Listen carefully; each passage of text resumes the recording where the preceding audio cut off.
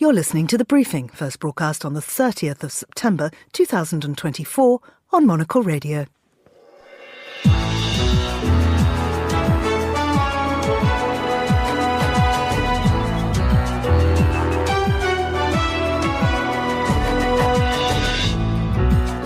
Hello and welcome to The Briefing, coming to you live from Studio 1 here at Midori House in London. I'm Georgina Godwin. Ahead on today's programme.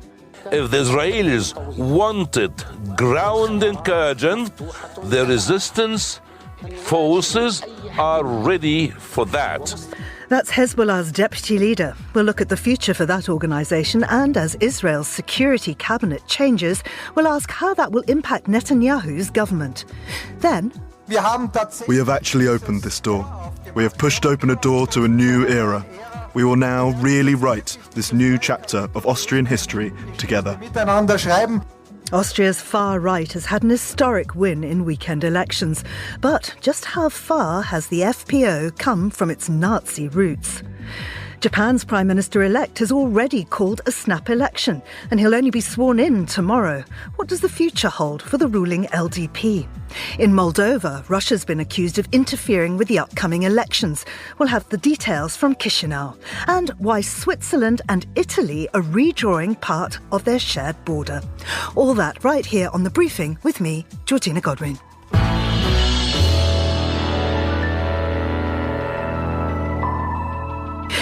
We begin in the Middle East, where changes to the Israeli cabinet may secure Netanyahu's future until the next election in 2026. Well, I'm joined now by Yossi Meckelberg, Associate Fellow with the Middle East and North Africa Programme at Chatham House.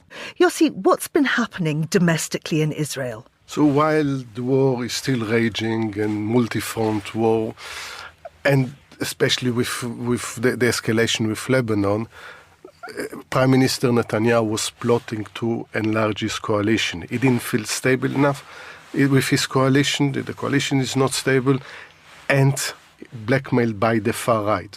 With a majority of 64 at any given point, they could have threatened at least to leave. So he was plotting to enlarge the coalition and managed to get Gideon Sa'ar and his small fraction of four members of Knesset as kind of brought with him the dowry in order to secure Netanyahu's coalition. This might, if everything goes according to Netanyahu's plan, it will allow him to stay in power until the next election, in a general election in 2026. So Gideon Sa'ar is the leader of the United Right Party. Tell us more.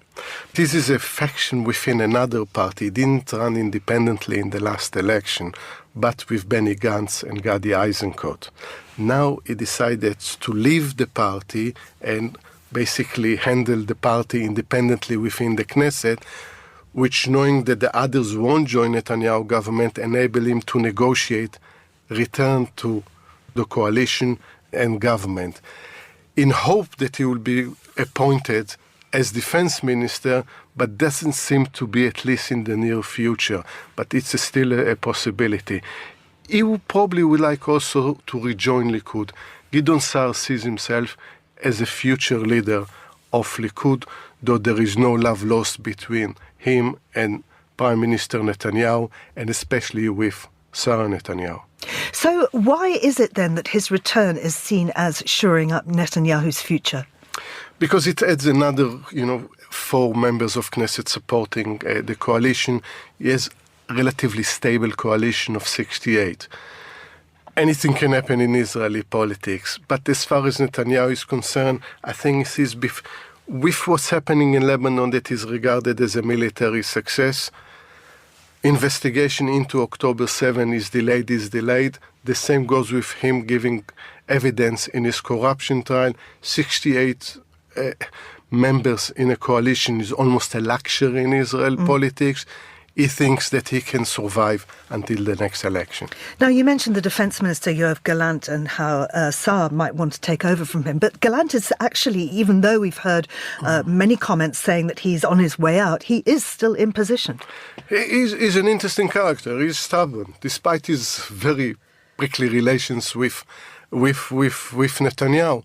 Netanyahu already tried to fire him last year during the protest against the judicial coup, reform, whatever one calls it, because he warned Netanyahu that by carrying on with the judicial changes in Israel, he weakens Israel's military deterrence.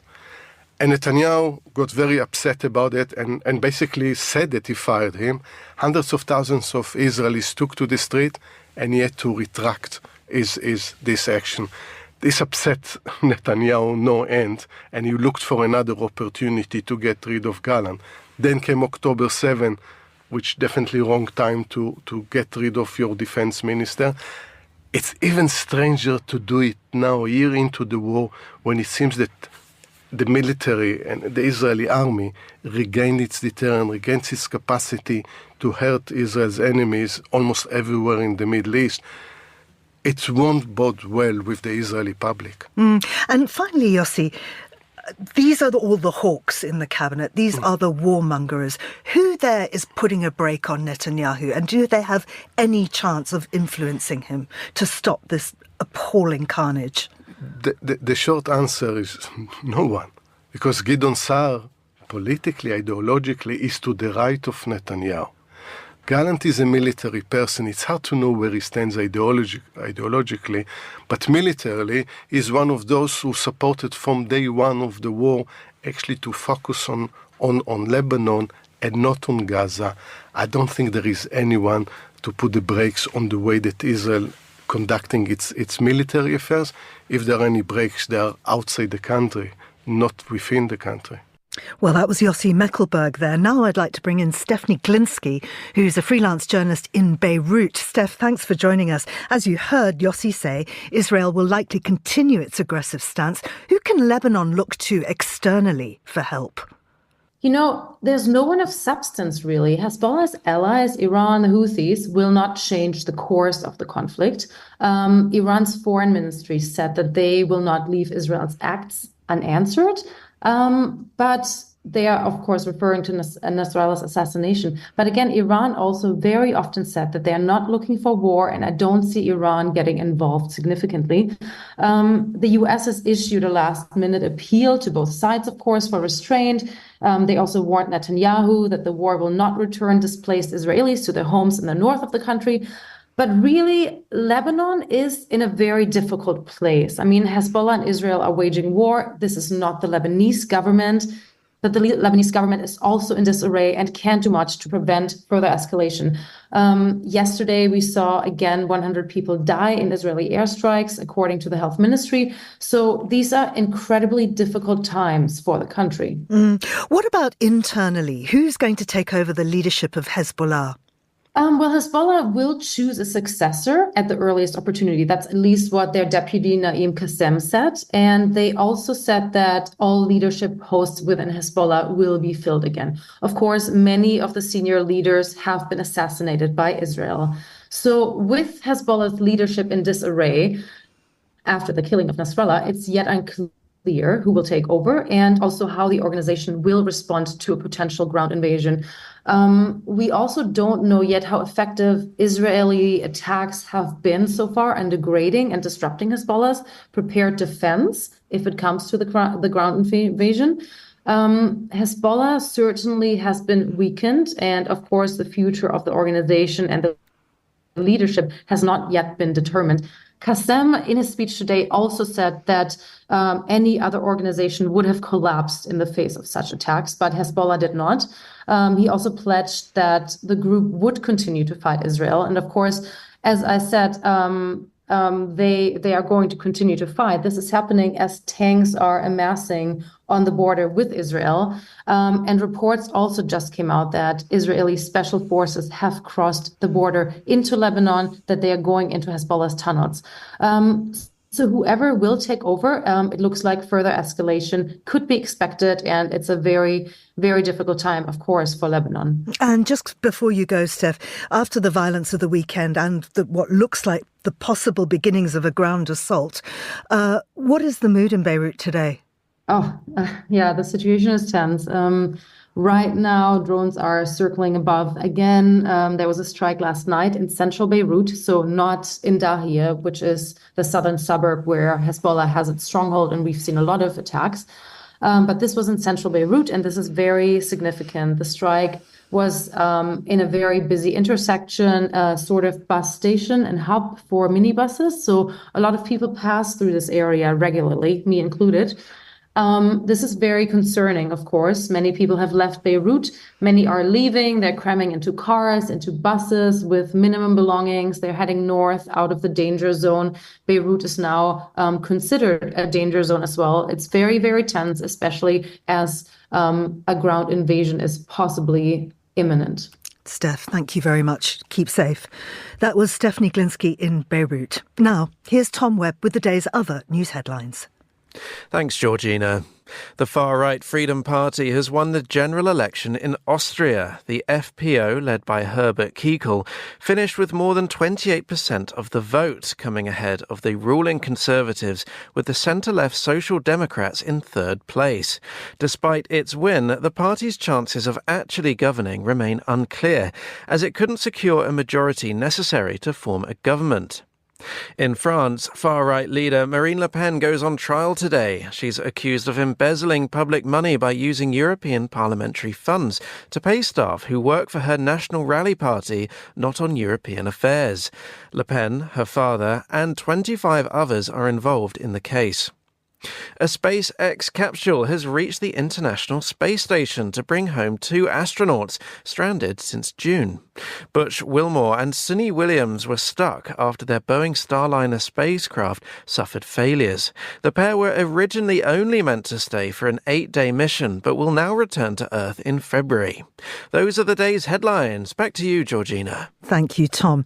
Well, as we've just heard, this weekend saw Austria's far-right Freedom Party, the FPO, beating the Conservative People's Party by 2.5 percentage points in an historic victory, the first time since the Second World War that a far-right party has come top in an Austrian general election. However, the FPO now needs to find a governing coalition partner, which might prove impossible. I'm joined now by Alexei Koryalov, who's Monocle's Vienna correspondent. Alexei, good to speak to you again. What were the final results? Well, as we've just heard from Tom, it's about 28% for the Freedom Party, for the FPÖ, but these are only just preliminary results because the postal ballots are still being counted. But, it will be somewhere around 28.8 or 0.9, around 29%, let's say, which is indeed a historic win for the Freedom Party and, in fact, surpasses its previous record from 1999 when it got around 27%. Well, what has the FPÖ said about this victory? I mean, they've obviously been overjoyed about this. Herbert Kickl, the leader of the FPÖ, saying that, he said his hand is outstretched to all the other parties, meaning that he is open to coalition negotiations with all the other parties. And the other FPÖ officials, saying that, the current government shouldn't waste time and resign right now and give them the spotlight, and so on. Which, of course, as you just said, this is not going to be so easy. So with 29%, the FPÖ is still short of a majority. So that means that it can't form a government on its own, which means that it needs a coalition partner. And all the other parties have said that, they're not going to form a coalition, they're going to enter into negotiations with the FPÖ. So that leaves them sort of isolated, and that leaves the whole thing in the balance, really. So, what happens if there is no coalition partner? Well, then the baton sort of passes to the second party, which is the People's Party, the ÖVP, which is currently in government with the Green Party. And so the mandate of building a government goes to them. But then, of course, the final decision actually rests with the Austrian president, one of the few responsibilities that an Austrian president has. But, in that case, then there is a chance that, and that is, I've been speaking to a lot of people here, And they've all been saying, analysts and journalists and observers, that is the most likely outcome, that we'll have a coalition between the People's Party, the ÖVP, and the Social Democrats, the SPÖ, who, of course, have a long history of ruling together in a series of grand coalitions in the 80s and the 90s. So, they know how to work with each other. So that might happen. Or, if the two of them fall short of a majority, then, they might need a third partner, which could be the Green Party or the Liberal Party NEOS. So, in other words, the FPÖ is unlikely to be able to govern. That is what people have been saying, yes. But of course, you can't rule anything out. And I wish I could say that, this came out of nowhere, this came out of the blue, and they came crawling out of the woodwork, all those journalistic cliches. But, the simple fact of the matter that, they've been gaining in strength for a long time, the FPÖ. And, you can't say anymore that they're out there upending the established order and so on, because the fact of the matter that they are the established order, and all the other parties have had to play catch up with them. In fact, Austria's Chancellor Karl Nehammer, who's also the leader of the People's Party, the ÖVP, said last night in one of his first responses to the results, he said, we failed as the party. We failed to catch up with the Freedom Party. So that's the narrative here. The party was founded by former Nazis in the 1950s. 2 days before the vote, some of its candidates were caught on video singing an SS song at a funeral. Is it too strong to say that the FPÖ is just the continuation of the Nazis? Well, people like me know it isn't. But, the FPÖ, the curious thing about the FPÖ is that, they've been involved in so many scandals, some of them very salacious. They famously crashed out of government in 2019 when they were the junior coalition partner with the People's Party over a corruption scandal. Things like that happen to them all the time, SS songs or anti-Semitic remarks, what have you.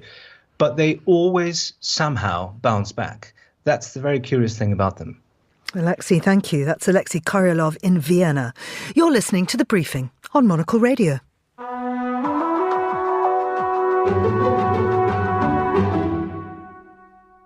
You're back with The Briefing on Monocle Radio. Japan's incoming Prime Minister, Shigeru Ishiba, who replaced Fumio Kishida as chief of the Liberal Democratic Party, the LDP, on Friday and will be confirmed as Prime Minister by Parliament tomorrow, has said he will call a snap election on the 27th of October. Well, I'm joined now by Fiona Wilson, who's Monocle's Tokyo Bureau Chief and Senior Asian Editor. Fiona, welcome. Was this a surprise? It certainly was a surprise. I mean, one really important thing to remember is he's not actually Prime Minister yet. So many people feel it was a little bit cheeky to sort of announce he was thinking about a snap poll on the 27th of October, which is obviously very, very soon, when he's not Prime Minister. He'll be Prime Minister, he'll be voted in. There's a special session of the Diet tomorrow, and it's rubber stamping, but still the courtesy would be that he wouldn't actually say this until tomorrow. But I think it probably tells you a little bit what Prime Minister Ishiba will be like. He speaks his mind. Why is he doing this? Why is a snap election necessary from his point of view? Well, even before he won the presidential election on Friday, he said that the party has been mired in scandal. And although it's this very dominant force, they need to sort of start with a clean slate. And he felt the best way to do that was to have an election. They don't need to have one till next autumn, actually, 13 months away. But he said we need to get the judgment of the people as soon as possible. So that gives him a mandate moving forward. I think doing it that quickly will have surprised people. Never mind the fact that he's not even Prime Minister yet. But I think he was saying they can't move forward until they do. And also I think there's a suggestion that it's quite good for the Japanese Prime Minister to be in the driving seat before the US presidential election. Japan needs to be focused on dealing with whoever wins that. Obviously, a massively important strategic alliance within Asia, but particularly for Japan, it's the number one alliance. Now, of course, as you say, the LDP's been mired in scandal. Is that going to hurt them in the polls? Is there any suggestion that, in fact, he may not win? Yeah, that's an interesting question. I find it hard to believe they wouldn't win, given the sort of parlous polling for the opposition. But there has just been a bit of a change with the opposition because a former Prime Minister, Yoshihiko Noda, has just been voted in as the president of the Constitutional Democratic Party, which is the main opposition party. And he's been saying he wants their party to move to the right. In other words, he wants the CDP to take over some of the ground that the LDP currently occupies. And I think what he's hoping is that disgruntled conservative, small c conservative voters who traditionally vote LDP might think about switching their vote to the CDP, which hasn't been the case. Now, it's a bit of a stretch in a few weeks. He's only just been voted in, so that will be quite hard for him, and he probably would have liked a bit more time to cement that idea. But it does raise a few question marks about the solidity of the LDP base. Now, Ishiba has announced some of his new cabinet. Any surprises there? Not particularly. I think what you're seeing is a bit of continuity. So Yoshimasa Hayashi, Chief Cabinet Secretary, he'll stay on. That's a really important job. That job is basically communicating the Prime Minister's message. He's going to stay. And you certainly get the sense that obviously there's a certain amount of rewarding of people who supported him, but he's trying to get a broad base. Shinjiro Koizumi, who came third, this young, dynamic upstart who many thought might even just snatch a victory, he might well be running the election for the LDP. That's an important party position. It'll be very important right now if there is an election that soon. So he'll be coming in. You've got another, Katsunobu Kato. You know, he's possibly going to be finance minister. He's been chief cabinet secretary. He was standing as president as well. He was one of this group of 9 who all stood to be president last week. So I think the feeling is he wants to bring in people. He is a controversial figure in some ways within the party, and he needs to bring in as many sort of points of view as possible. And so what does Japan under Ishiba look like going forward? Well, it's interesting. I mean, you know, early days, but a lot has been talked about his views on Asian NATO, his views on defence. And actually, for the average Japanese person, what they want to know is what's he going to do about the economy? And he's not big on the economy. He doesn't really talk about it that much. It's not his niche, really. And for a Japanese prime minister, it's obviously massively important. What he seems to be saying, and everyone's reading the signals they want to know, he seems to be saying that he will be ceding policy to the Bank of Japan. And I think what a lot of people are saying is Abenomics, this very strong policy under Shinzo Abe, is finished. The Bank of Japan is really going to regain control and set the terms of what Japan's financial future looks like. One thing he has said, Ishiba, is that, you know, Japan needs to get consumption up. You've got this problem in Japan. There's been inflation, you know, like there has been in pretty much everywhere, but wages haven't caught up with inflation. So there's a gap. People are feeling that they have less money. And that's where and they're not confident. They're not spending. He wants to get people spending more money. So that's something he wants to address, and he spoke about that. Just talking quickly about the economy, I see, though, that stocks in Japan have tumbled after this, though. Yeah, that's interesting, because I think that's not exactly a vote of confidence. Yeah, the Nikkei took a bit of a dip. But, you know, at the same time, the yen rallied when he was voted in. So I think it's still early days. You know, people are not absolutely clear what his monetary policy will be, reading a few signs. But it's like, I think nerves are jangling a bit. I think maybe on monetary policy, it won't be continuity. It'll be continuity with Kishida. But the big project of Abenomics, I think, will be consigned to history at this point. Fiona Wilson in Tokyo, thank you very much indeed. You're listening to The Briefing on Monocle Radio.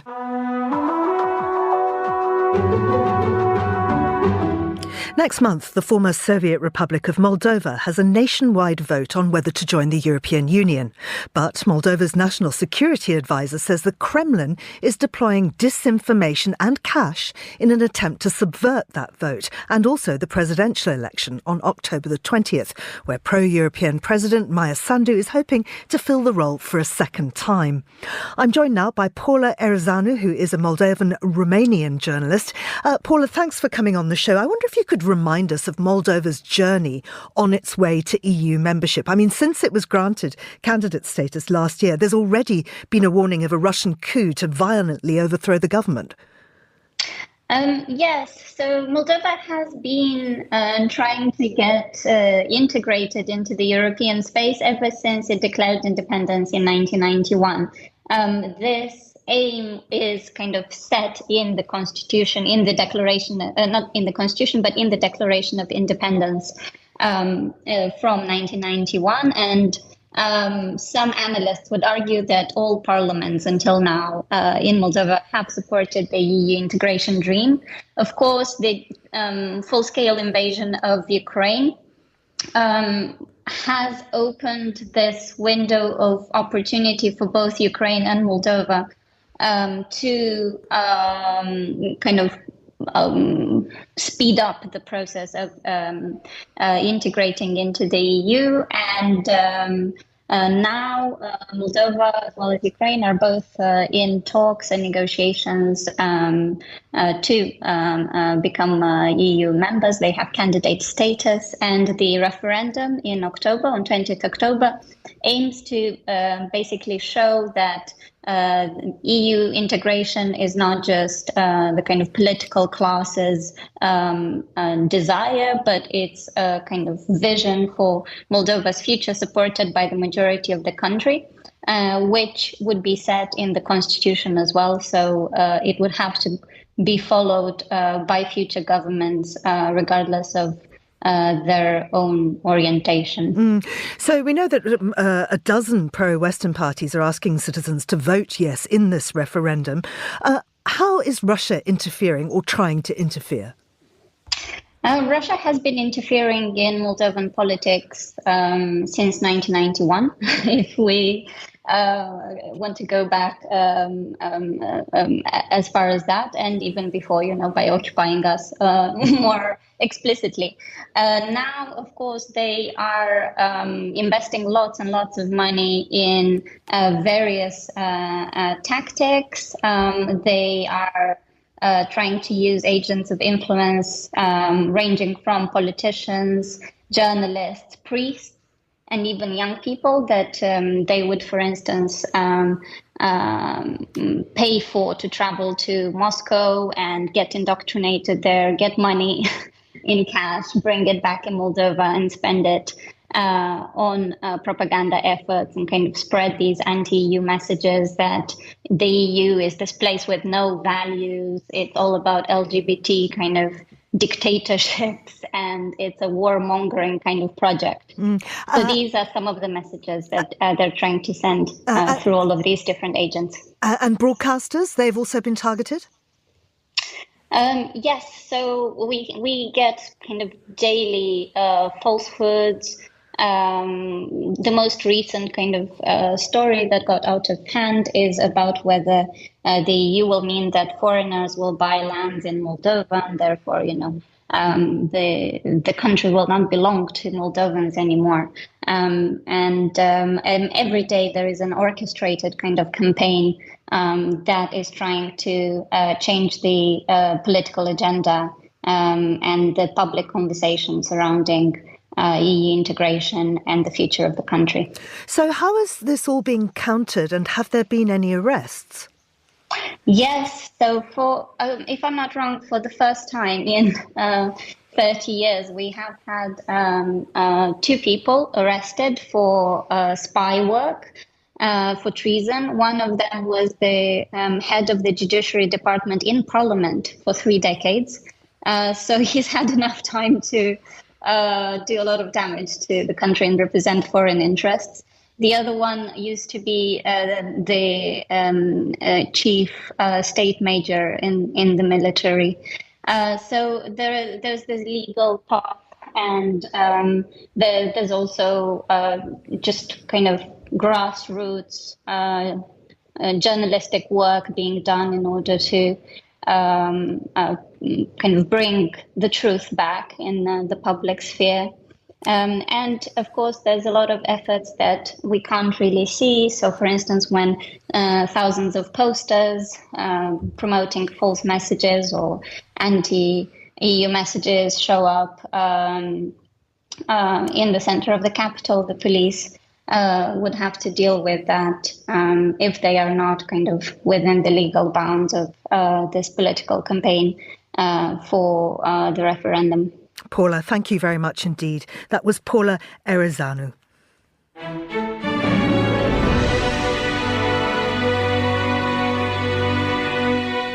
Europe is the world's fastest warming continent, and glaciers on the continent are retreating at an accelerated pace because of climate breakdown.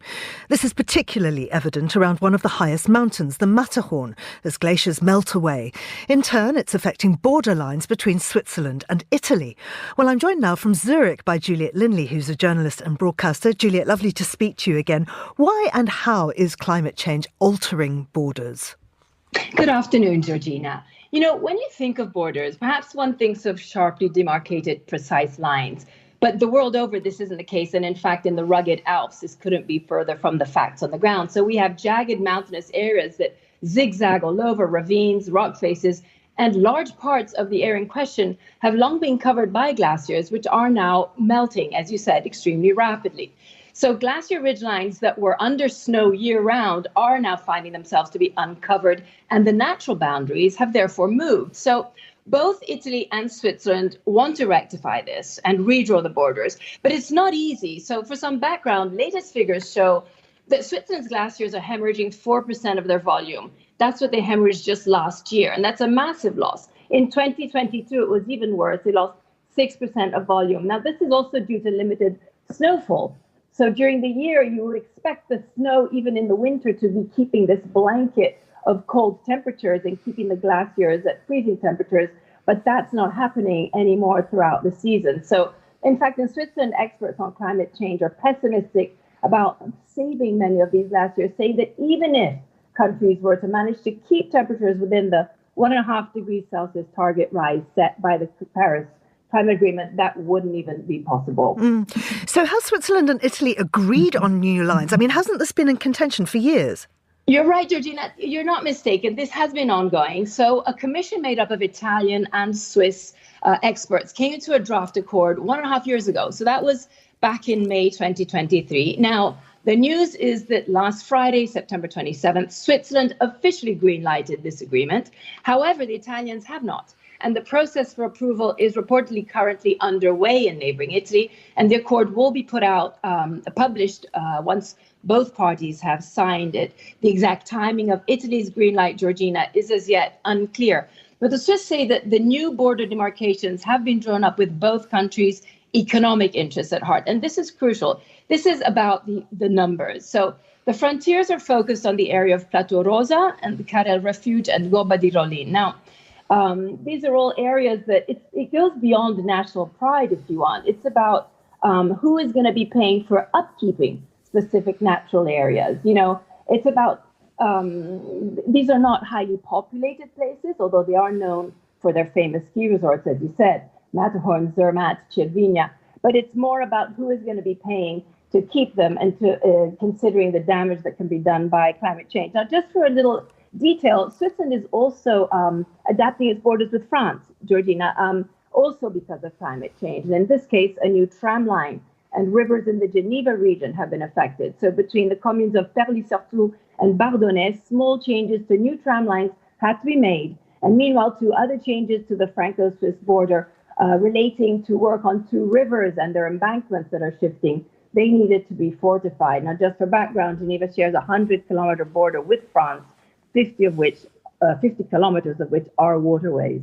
Well, Juliet, thank you very much indeed. Very confusing for those of us who go to Zermatt. Which country are we actually skiing in? Juliet Linley in Switzerland, thank you very much indeed. And that's all for this edition of The Briefing, which was produced by Laura Kramer.